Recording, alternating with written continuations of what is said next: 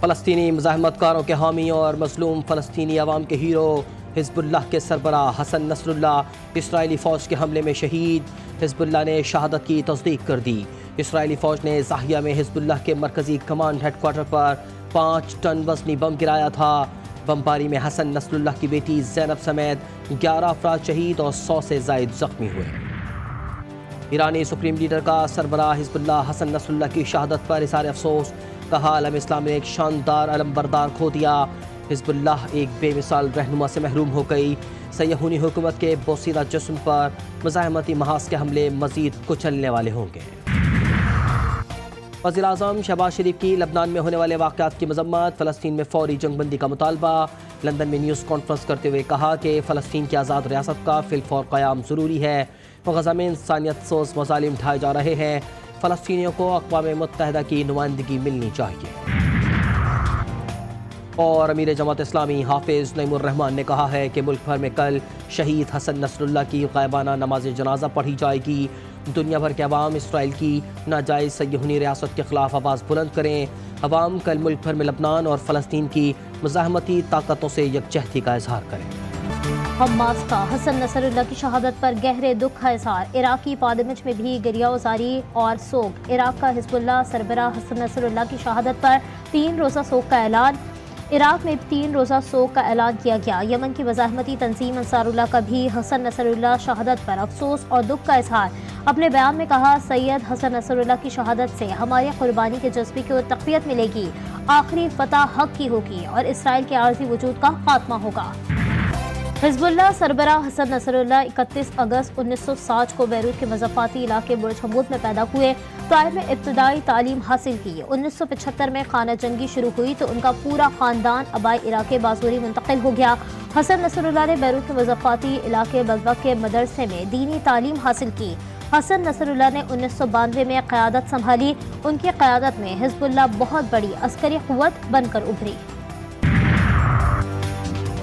سید حسن نصر اللہ کی شہادت کی خبر سن کر المیہ دین ٹی وی کی نیوز اینکر اپنے جذبات پر قابو نہ رکھ سکیں۔ عرب ٹی وی کی نیوز اینکر نے سید حسن نصر اللہ کی شہادت کا اعلان روتے ہوئے کیا۔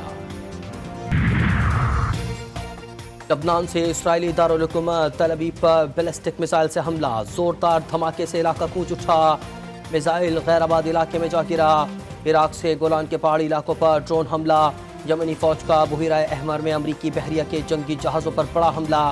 یمنی فوج کے ترجمان بریگیڈیئر جنرل یحییٰ ساری نے کہا ہے کہ تازہ حملے میں 3 امریکی ڈسٹرائرز نشانہ بنائے گئے جو کہ اسرائیل کی مدد کے لیے مقبوضہ علاقوں کی جانب بڑھ رہے تھے۔ اسرائیل نے اپنے لیے دوزخ کے دروازے کھول دیے، ایرانی پارلیمانی نیشنل سیکیورٹی کا صہیونی ریاست کو انتباہ۔ امریکی وزیر خارجہ انٹونی بلنکن کی اسرائیلی حملوں کی حمایت، کہا اسرائیل کو دہشت گردی کے خلاف اپنے دفاع کا حق حاصل ہے۔ اقوام متحدہ کے سیکریٹری جنرل انٹونیو گوتریس نے کہا کہ لبنان غزہ جیسے حالات کا متحمل نہیں ہو سکتا، مسئلے کا سفارتی حل نکالنا ہوگا۔ یورپی یونین کے خارجہ امور کے سربراہ جوزف بوریل نے خطے کے طویل جنگ میں شامل ہونے سے خبردار کر دیا۔ اسرائیل لبنان کشیدگی کا حل صرف سفارتکاری میں ہے۔ جنوبی لبنان اور شمالی اسرائیل سے جو اطلاعات آ رہی ہیں وہ بہت تشویشناک ہیں۔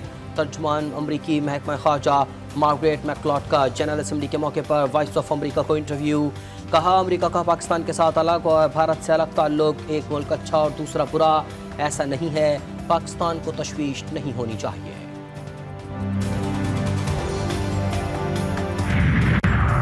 غزہ اور لبنان میں جنگ اسرائیلی معیشت کو شدید نقصان پہنچانے لگی۔ عالمی ریٹنگ ایجنسی موڈیز نے صہیونی ریاست کی ریٹنگ 2 پوائنٹ کم کر دی۔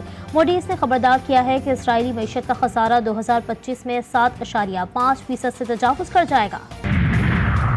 معاشرے میں مایوسی پیدا کرنے کی ناکام کوششوں کو اجتماعی کاوشوں سے شکست دی گئی۔ پاکستان کے روشن مستقبل پر سب کو غیر متزلزل اعتماد ہونا چاہیے۔ Army chief general Asim Munir کی کراچی میں تاجر برادری سے ملاقات میں گفتگو، معیشت کے حوالے سے اہم امور بھی زیر بحث آئے۔ سپہ سالار کا کہنا تھا کہ بے پناہ وسائل اور صلاحیت کے پیش نظر پاکستان اقوام عالم میں اپنا جائز مقام حاصل کرنا چاہتا ہے۔ کراچی کی کاروباری برادری کے مسائل ترجیحی بنیادوں پر حل ہوں گے۔ پاکستان تحریک انصاف کا راولپنڈی میں احتجاج، کارکنان لیاقت باغ کے مقام پر پہنچ گئے، شدید نعرے بازی، پولیس بھی ان ایکشن، خواتین سمیت متعدد کارکنان کو حراست میں لے لیا۔ چیئرمین تحریک انصاف اور سیکرٹری جنرل بھی گرفتار. پولیس نے بیرسٹر گوہر اور سلمان اکرم کو چھوڑ دیا.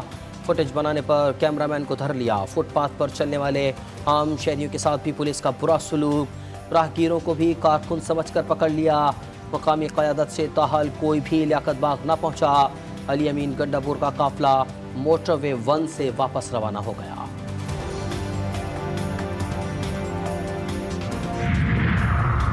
وزیراعلیٰ پنجاب مریم نواز پولیس گردی کی کوشش نہ کریں. مشیر اطلاعات خیبر پختونخوا بیرسٹر محمد علی سیف نے خبردار کر دیا. کہتے ہیں پرامن احتجاج کو خراب کرنے کی کوشش کی تو پورا پاکستان سڑکوں پر ہوگا.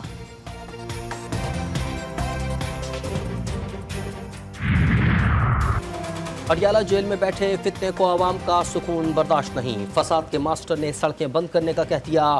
وزیر اعلیٰ خیبر پختونخوا کو صوبے کے مسائل سے کوئی دلچسپی نہیں.